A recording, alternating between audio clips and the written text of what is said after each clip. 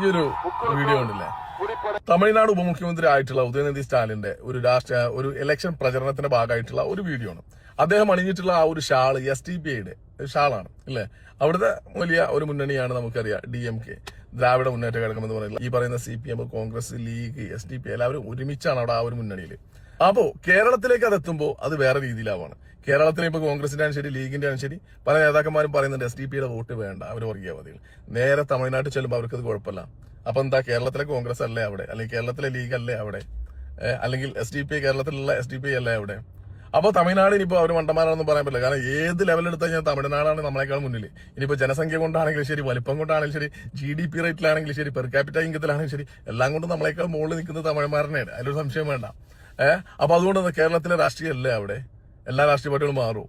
അപ്പൊ ആദ്യം മനസ്സിലാക്കേണ്ടത്, ഇതൊക്കെ ഈ SDPIയുടെ വോട്ട് വേണ്ട എന്ന് പറയുന്നത് വേറെ ചില ആളുകളുടെ വോട്ടിന് വേണ്ടിയിട്ടാണ്.